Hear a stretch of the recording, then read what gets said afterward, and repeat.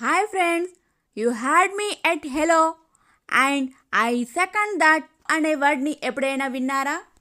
మీతో ఎవరైనా షేర్ చేశారా? దీని మీనింగ్ ఏంటో తెలుసా? తెలియకపోతే ఈ వీడియోలో నేర్చుకుందాం రండి. వీడియోని స్కిప్ చేయకుండా పూర్తిగా చూడండి. ఈ వీడియో చాలా ఇంట్రెస్టింగ్గా ఉండబోతుంది. You had me at hello అంటే నువ్వు మొదట పలకరించినప్పుడే నేను ఆకర్షితుడయ్యాను లేదా మనసు పారేసుకున్నాను. నువ్వు హలో అన్నప్పుడే నేను నీకు ఫిదా అయ్యాను. ఎవరైనా మొదటిసారి మాట్లాడినప్పుడే లేదా పరిచయం అయిన మొదటి క్షణాల్లోనే వారి మాటలకు లేదా వారి వ్యక్తిత్వానికి పూర్తిగా ఆకర్షితులైనప్పుడు you had me at hello అనే ఫేజల్ని కూడా యూజ్ చేయడం జరుగుతుంది. దీనికి బదులుగా ఈ రిలేటెడ్ సెంటెన్స్ని యూజ్ చేయవచ్చు.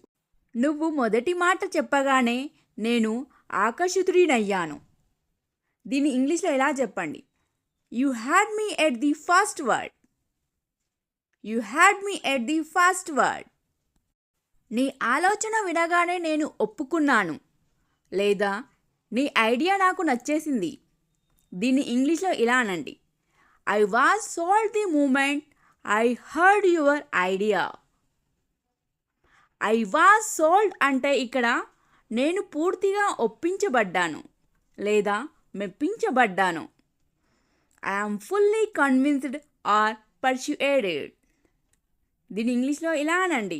I was sold the moment I heard your idea అంటే నీ ఆలోచన వినగానే నాకు నచ్చేసింది, నీ ఐడియా నాకు నచ్చేసింది. మొదటి నుంచే నువ్వు నా మనసు గెలుచుకున్నావు. దీన్ని ఇంగ్లీష్లో ఎలా చెప్పండి?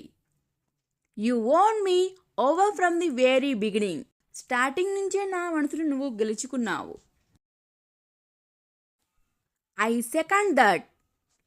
ఐ సెకండ్ దట్ అంటే నేను కూడా అదే అభిప్రాయాన్ని సమర్థిస్తున్నాను లేదా నేను అదే అనుకుంటున్నాను. వాళ్ళ ఇంటెన్షన్ని సమర్థించడం. ఇంటెన్షన్ అంటే వాళ్ళ ఉద్దేశాన్ని సమర్థించడం.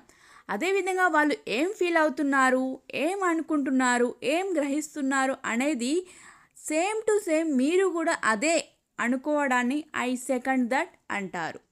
ఐ సెకండ్ దట్కి బదులుగా ఈ రిలేటెడ్ సెంటెన్స్ని కూడా మనం యూజ్ చేయొచ్చు.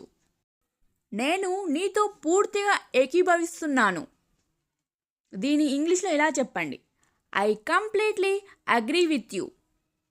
I completely agree with you అంటే పూర్తిగా అంగీకరించడం, ఒప్పుకోవడం, ఏకీభవించడం. I completely agree with you. ఆ విషయంలో నేను కూడా నీతో ఉన్నాను. దీన్ని ఇంగ్లీష్లో ఎలా చెప్పండి? I am with you on that. I am with you on that. నేను ఇంతకంటే ఎక్కువగా ఏకీభవించలేను. దీన్ని ఇంగ్లీష్లో ఎలా చెప్పండి? I couldn't agree more. I couldn't agree more.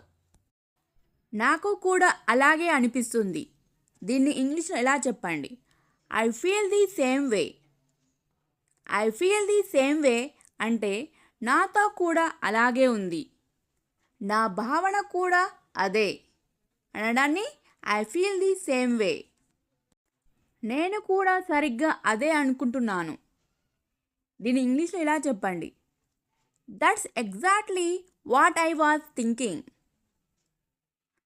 That's exactly what I was thinking అంటే నేను సరిగ్గా అదే ఆలోచిస్తున్నాను. That's exactly what I was thinking.